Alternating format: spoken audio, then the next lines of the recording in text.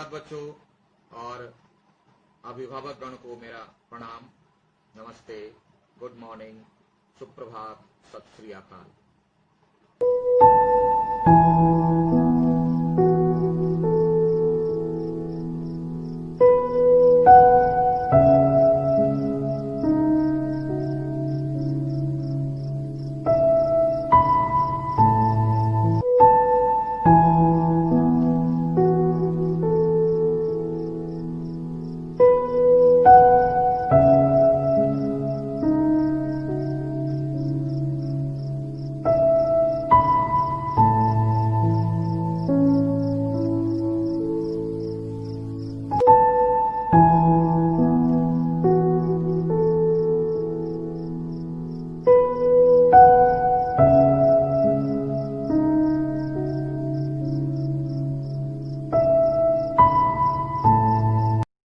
चलिए बच्चों, तो आप निकाल लीजिए कक्षा 10 के लिए एकांकी संचय। पिछली कक्षा में हम लोगों ने साहित्य सागर पढ़ा था, आज हम लोग पढ़ेंगे एकांकी संचय। ध्यान देना, अभी बहुत सारे मैसेजेस आ रहे हैं, सर ये फर्स्ट यूनिट में आएगा। मैं साफ साफ कह रहा हूं, क्या हमारी पढ़ाई में इस वर्ष सिर्फ फर्स्ट यूनिट ही है? अगर लॉकडाउन 4 महीने तक चलेगा तो क्या सिर्फ फर्स्ट यूनिट वाले लेसन को लेकर ढोल बजाते रहेंगे? अरे पढ़िए ना, समय का सदुपयोग करिए ना। फर्स्ट यूनिट में जो आएगा वो आएगा, पहले से पढ़ के तो रखिए। हमें सिर्फ आज का भोजन बनाना है, लेकिन जमा करके रखे हुए 2 साल पहले का। क्यों? पढ़ लीजिए ना, समझ लीजिए ना, तैयार रहिए ना। उसमें से फर्स्ट यूनिट आए, हाफ ईयरली आए, जो आए रेडी हैं, तो इसकी चिंता दिमाग से निकाल दीजिए। फर्स्ट यूनिट के लिए हम लोगों ने जो पढ़ा, सर ने कोई सिलेबस नहीं दिया है, इसलिए समय का सदुपयोग कीजिए। सिर्फ दिमाग में फर्स्ट यूनिट का ही पढ़ेंगे, उसके बाद नहीं पढ़ेंगे, दिमाग से निकालिए। और आइए दीपदान में, ठीक है। दीपदान में पहले 3 बातें जो हम लोग पढ़ते आ रहे हैं। नंबर 1, शीर्षक का अर्थ। नंबर 2, शीर्षक की सार्थकता। नंबर 3, पाठ की मूल भावना। नंबर 4, पाठ की प्रासंगिकता, यानी इस पाठ की जरूरत क्या है। तो आइए सबसे पहले शुरू करते हैं दीपदान का अर्थ, यानी इसका अर्थ क्या है। दीप और दान, यहां 2 शब्द हैं। दीप मतलब दीपक, जलने वाला दीपक, और इसका लाक्षणिक अर्थ है संतान, घर का चिराग, कुल का दीपक, यानी हमारे खानदान के नाम को, काम को जो आगे बढ़ाता है, यानी हमारी संतानें, हमारी संतानें, इसी को हम लोग दीपक के नाम से अभिहित करते हैं, जानते हैं, समझते हैं। और दान मतलब उसको दान देना, मतलब उसका बलिदान कर देना, बिना किसी हिचक के उसका, यानी दीपदान की तुलना की गई है अपने संतान के बलिदान से। जैसे किसी भी पूजा में, गंगा की पूजा में हम लोग दीपक जला करके गंगा मैया की धार पर, गंगा की धारा पर बहा देते हैं, दान कर देते हैं, तो इसी की तुलना की गई है अपने संतान के बलिदान से। और यह संतान का बलिदान देने वाली कौन है? एक स्त्री है, एक मां है, जो धाई मां कहलाती है। वह अपने बेटे चंदन का बलिदान देती है, किसके लिए? देश के लिए। तो उस अर्थ में इस शीर्षक का अर्थ छिपा हुआ है। ये वह शीर्षक का अर्थ। इसकी सार्थकता यह है कि पूरी एकांकी में देश को बचाने के लिए भावी राजा की सुरक्षा के लिए एक धाई मां, पन्ना धाई मां नाम की स्त्री, एक मां अपने बेटे का बलिदान कर देती है अपनी आंखों के सामने। यही घटना शुरू से लेकर के अंत तक एकांकी में छाई हुई रहती है और अंत भी अपनी संतान के बलिदान से ही घटना समाप्त होती है, कथा की समाप्ति होती है। इसलिए हम यह कह सकते हैं कि पूरी की पूरी एकांकी एक मां के द्वारा देश की रक्षा के लिए, सुरक्षा के लिए अपने संतान के बलिदान की कहानी है, घटना है, सच्ची घटना, इतिहास, ऐतिहासिक घटना। इसलिए इस एकांकी का यह शीर्षक दीपदान बिल्कुल सार्थक है। ठीक है। तीसरी मूल भावना क्या है इस एकांकी की? इस एकांकी की मूल भावना यह है कि हम लोगों के अंदर देश प्रेम को जगाना। हम लोगों के अंदर अपने प्रति प्रेम है, अपने परिवार के प्रति प्रेम है, लेकिन पड़ोसी के प्रति नहीं है, समाज के प्रति नहीं है, देश के प्रति भी नहीं है। जबकि इसी देश का खाते हैं, इसी देश में जीते हैं, इसी देश की सुविधाएं लेकर हम पल रहे हैं, जी रहे हैं, जीवन यापन कर रहे हैं और उसी देश के बारे में नहीं सोचते। तो देश प्रेम की भावना को बढ़ाना, मजबूत करना, यही इस पाठ की मूल भावना है। इसकी प्रासंगिकता अर्थात इसकी जरूरत क्या है? तो इसकी जरूरत यह है कि आज की वर्तमान स्थिति क्या है, आज हमारे परिवार की स्थिति क्या है, आज हमारे समाज की स्थिति क्या है, आज हमारे देश की स्थिति क्या है, सिर्फ अपने लिए सोचते हैं। हम कहते हैं, हम उसी भाषा को दोहराते हैं जहां रामायण में मंथरा कैकेयी को सिखाती है कि रामचंद्र जी को वनवास दो, भरत को राजा बनाओ, तो कैकेयी उसकी बात नहीं मानती है। कहते कि नहीं, तुम जो बातें कह रहे वह सच नहीं है।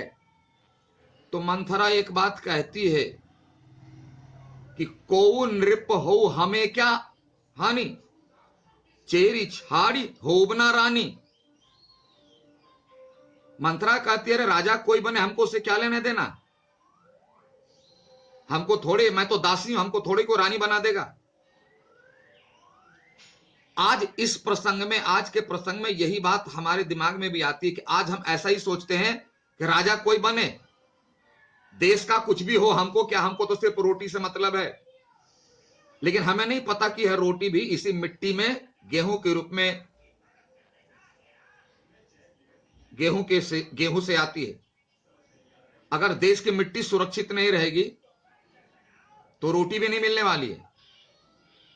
देश में घटने वाली प्रत्येक घटना का प्रभाव प्रत्येक व्यक्ति पर पड़ता है। ऐसा समझने की बहुत बड़ी गलती कर रहे हैं हम लोग, जो सोच रहे हैं कि कौन रिपहो हमें क्या हानि, चेरी छाड़ी होबना रानी, कि देश में कुछ भी हो हमको उससे क्या लेना देना है, हमको तो अपने पेट से लेना देना है। लेकिन भूल जाते ये पेट तभी भरेगा, शरीर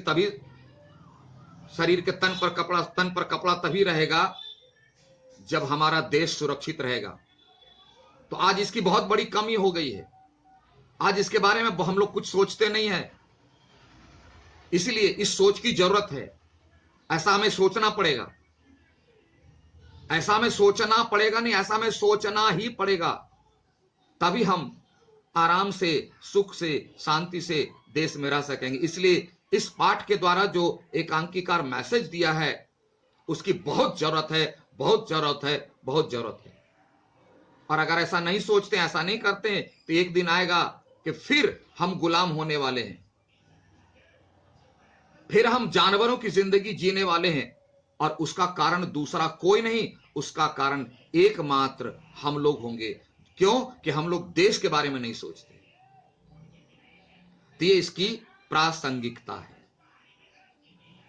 ठीक है, तो आज अभी हम लोग चर्चा किए क्या, पाठ के शीर्षक को समझे, शीर्षक की सार्थकता को समझे, पाठ की मूल भावना समझे और पाठ की प्रासंगिकता को समझे।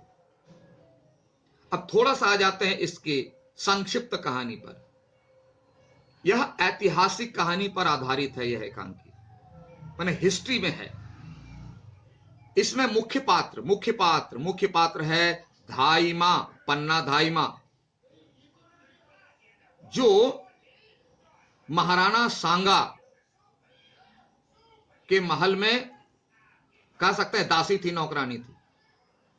तो पहले तो मालूम है आप लोगों को, सब इतिहास पढ़ते हो कि राजाओं में युद्ध हुआ करते थे राज्य विस्तार के लिए।